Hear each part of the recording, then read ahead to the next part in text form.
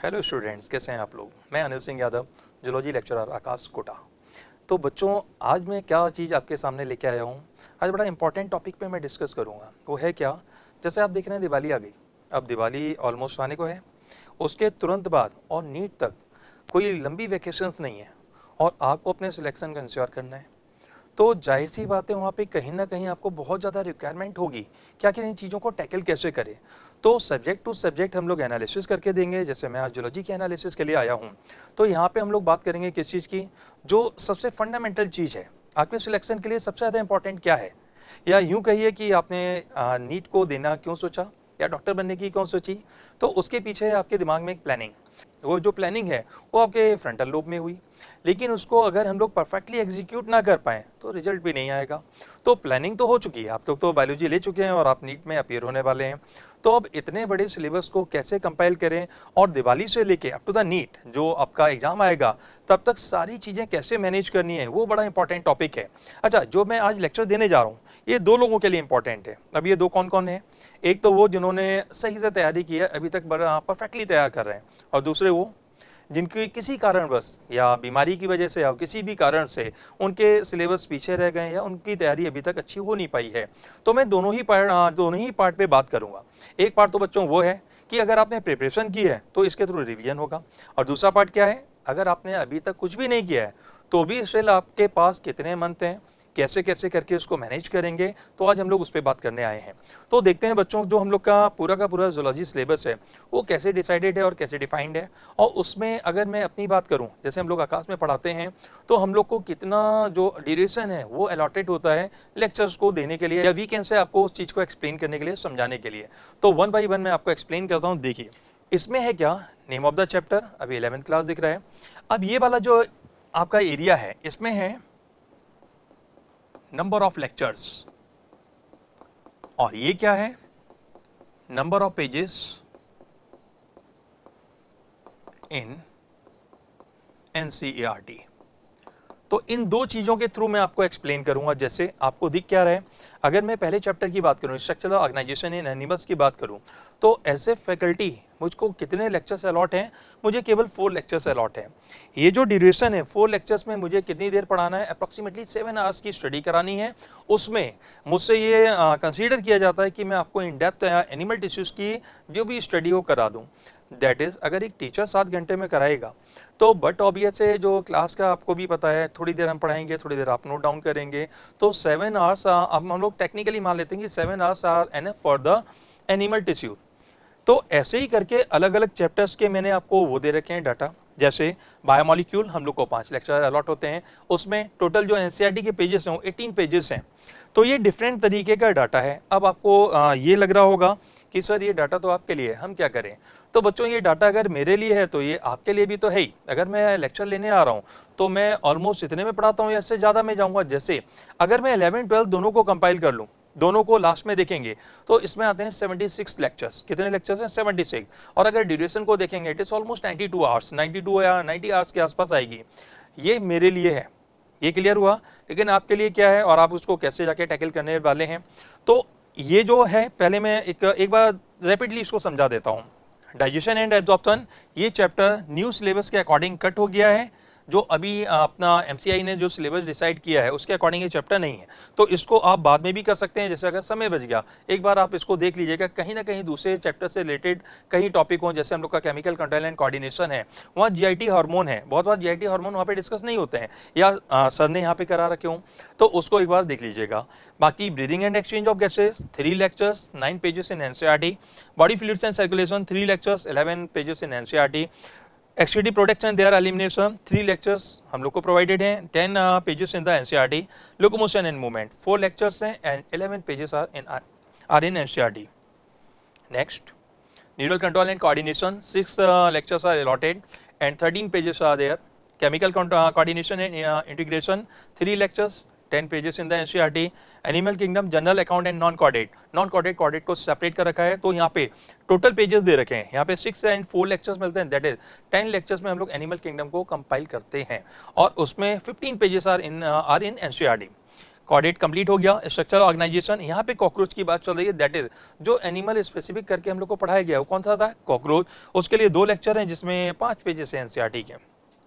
फिर ये chapter reproduction in organism, ये बच्चों आपका न्यू सिलेबस में नहीं है, तो इसको आप एक्चुअली में स्किप तो कर सकते हैं, स्किप करने में कोई बुराई नहीं है, लेकिन प्रॉब्लम कहाँ से आएगी, आगे वाले चैप्टर जो हम लोग कहें reproduction in flowering plant, reproduction in अपना humans and the reproductive health, कहीं ना कहीं इसके डाटा वहाँ पे हैं, तो ये डेटा को यूज करके वो क्वेश्चन तो बना सकता है। तो इस चैप्टर को भी, उन चैप्टर्स को फिनिश करने के बाद एक सरसरी तौर पे देख लीजिएगा, जैसे कहीं यहाँ से कोई छोटा सा कॉन्सेप्ट हो वो आपका मिस ना हो जाए। आगे देखते हैं। अब ह्यूमन रिप्रोडक्शन 8 लेक्चर्स अलॉटेड हैं, 13 pages in NCERT. Reproductive health 2 lecture, 8 हम लोग के पेजेस हैं। एवोल्यूशन 6 लेक्चर्स हैं, 16 पेज में। Human health and disease 5 lecture, 19 pages में, थोड़ा बड़ा चैप्टर है। स्ट्रेटजीज एक्चुअली में हट चुका है बच्चों ये चैप्टर, तो मे बी यहाँ से क्वेश्चन आए क्योंकि इसका दूसरे चैप्टर से ज़्यादा लिंक नहीं है। यहाँ पे हम लोग को एक लेक्चर में करना है, एक्चुअली में एनिमल हस्बेंड्री है यहाँ पे केवल, और उसकी ब्रीडिंग टेक्निक्स, तो वो हम लोग का पार्ट होता है, बाकी बॉटनी का पार्ट है, इसीलिए पेजेस ज़्यादा दिख रहे हैं, लेक्चर आपको कम दिख रहा है। बायोटेक्नोलॉजी प्रिंसिपल एंड प्रोसेसेस 3 अपने लेक्चर्स अलॉटेड हैं, 13 पेजेस में है चैप्टर। और biotechnology principle and processes 3 lecture, और चैप्टर में पेजेस कितने, 8 पेजेस।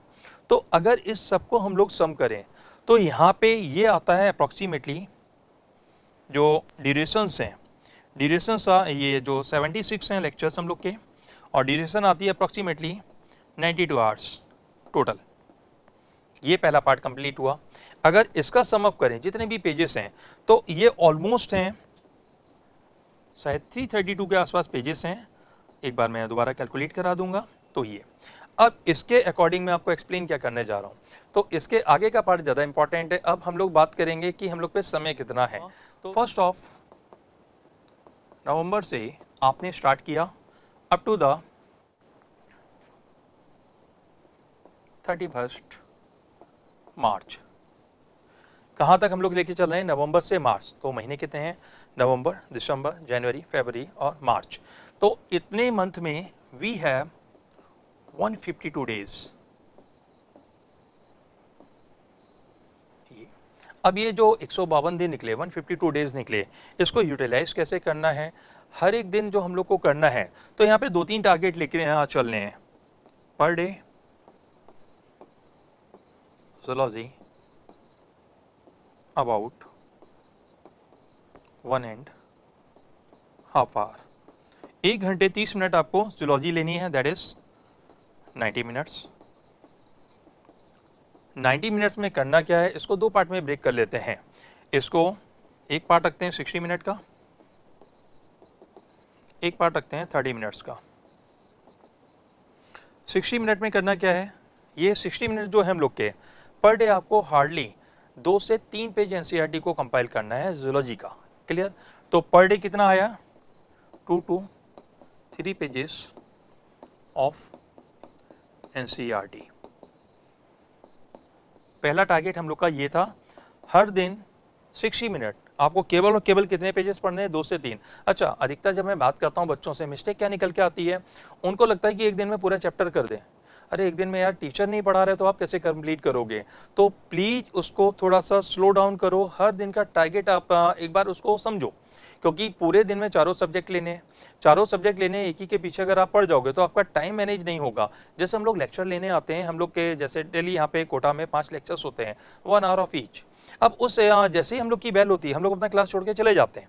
मतलब हमारे अंदर ये तो कोई लोभ नहीं है, कोई एक लालच नहीं है कि नहीं जो हम लोग अपना पूरा टॉपिक करा देते हैं, हम दूसरे लेक्चरर का जो है टाइम उसको कंज्यूम कर लें ना। तो अपने टाइम को पहचानना सीखिए कि कहाँ पे आपको रोक देना है, आपको पेन डाउन करना है तो करना है। तो आपको 60 मिनट में 2 से 3 पेजेस करने, इससे आगे मत बढ़िएगा। भले आपके जल्दी हो जाए तो क्या करेंगे, बार बार रिकॉल।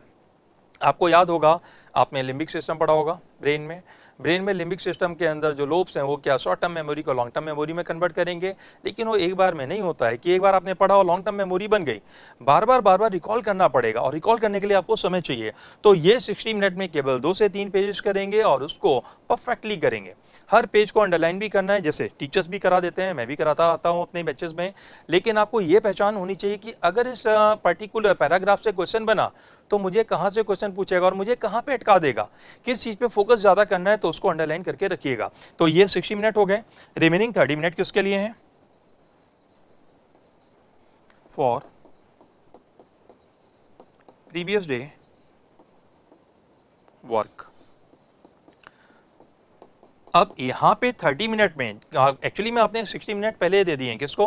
आपने 2 से 3 पन्नों को, ठीक है। अब जो आप 30 मिनट देंगे उससे पहले वाले दिन के हैं, लेकिन जब हमने परफेक्टली 60 मिनट दे दिए हैं तो बट अब इसमें समय कम लगेगा तो 30 मिनट के अंदर एक आप रैपिडली इसको रिकॉल कर सकते हैं। इवन 2 डेज के कर सकते हैं, प्रीवियस 2 डेज के आप पेजेस उठाइए, उसको 30 मिनट में कंपाइल करिए। तो एक तो फॉर्मेट ये हो गया क्लियर। इसको करना कितना है? अब इसको आपने करना है 6 दिन, वीक में 6 डेज आप इसको यूज करो। अब बचा कौन सा? 7वां दिन संडे है आपका। संडे को प्लीज ज़्यादा रिलैक्स मत करें क्योंकि ये समय पहले भी निकल चुका है। अब थोड़ा सा समय इसको मैनेज करें, टाइम को मैनेज करें, थोड़ा सा आराम भी करें, सारी चीज़ें करें, बट थोड़ा बहुत इस पर भी फोकस करें। अब संडे के दिन, संडे आप करीब दे दीजिए इसको 120 मिनट्स। ये किसके लिए है? संडे।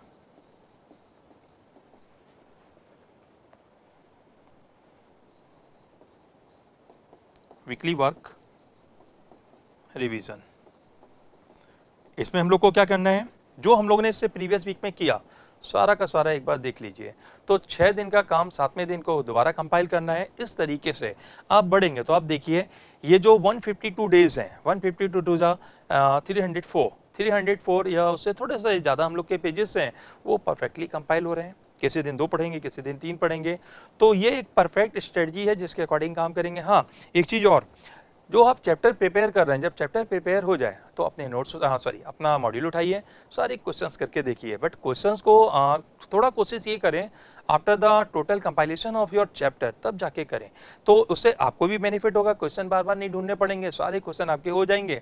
अच्छा, एक चीज़ और जिसको मैं यूज करता था, जब आप मॉड्यूल से क्वेश्चन करते हैं या जिस भी बुक से क्वेश्चन कर रहे हैं, होता क्या है नॉर्मली हम लोगों ने क्वेश्चन किए, पलट के आंसर चेक किया, फिर उसको पलट के देखा, ओ ये तो मेरी मिस्टेक थी, 2 की जगह 3 मैंने टिक कर दिया था, और अपने आप को आप मना लेते हैं कि आंसर ये था। नहीं, इसको मत करिए, प्लीज मत करिएगा। ठीक, करना क्या है, आप सारे आंसर्स को करिए। आप एक सीट ले लीजिए या ओमार हम लोग की जो कोचिंग है उससे ले लीजिए, उसके प्रिंट आउट निकाल लीजिए, उनको भरना स्टार्ट करिए। अब आपको केवल आंसर की चेक करनी है कि आपका कितने क्वेश्चन गलत हैं, कितने राइट हैं। उसको एक बार आप परसेंट एरर निकालें कि आपकी कितनी गलतियां हुई। अब आप उसको रख दें, फिर एक बार जब उस चैप्टर का रिवीजन करेंगे, एक बार दोबारा से कर लें, फिर क्वेश्चन करके देखें, और यकीन मानिए जो आपका जो परसेंट ऑफ एरेटा है वो कम होता चला जाएगा और उसी के संग आपका परफेक्शन होता चला जाएगा। तो बच्चों, ये स्ट्रेटजी हम लोग को फॉलो करनी है। कितना? अप्रोक्सीमेटली 5 मंथ, नवंबर से लेके अप टू द मार्च। अब आया अप्रैल के तक ऑलमोस्ट आपकी सारी चीज़ों पे कमांड हो चुका है। तो पूरे अप्रैल में जो आपकी स्ट्रेटजी होगी वो चेंज हो जाएगी पढ़ने की। तो अप्रैल में जो स्ट्रेटजी लेनी है उसको मैं आपको डिफाइन करूंगा कब? होली के बाद, जिससे कम से कम इतना कंपाइल हो जाए, वो सारी चीज़ें एक साथ देने से कोई बेनिफिट नहीं होगा। तो होपफुली बच्चों, जो मैं आपको एक्सप्लेन करना चाह रहा था, मैं करना क्या चाह रहा था, एक टीचर को कितना समय मिलता है पढ़ाने के लिए, वो उससे ज़्यादा भी लेक्चर लेता है तो भी आई डोंट थिंक सो कि इतने ज़्यादा दिन से ज़्यादा वो पढ़ाता है। सैटरडे आते हैं, संडे आते हैं, बाकी छुट्टियाँ आती हैं, इससे ज़्यादा हम लोग खुद नहीं पढ़ाते हैं। तो अगर हम लोग पूरे सेशन में इतने घंटे पढ़ा के, इतने लेक्चर्स लेके आपको पूरा सिलेबस करा देते हैं, तो आपके पास तो नवंबर से लेके मार्च तक अभी भी इतना समय है। और मेरे ही सब्जेक्ट में नहीं, बाकी में भी निकलेगा, आपको देखना, आपको टीचर्स आके बताएंगे। तो अगर आपने प्रिपरेशन स्टार्ट नहीं की है, देन स्टिल नवंबर से लेके मार्च तक भी आप अपने सिलेक्शन को श्योर कर सकते हैं, आप अपना काम परफेक्ट कर सकते हैं।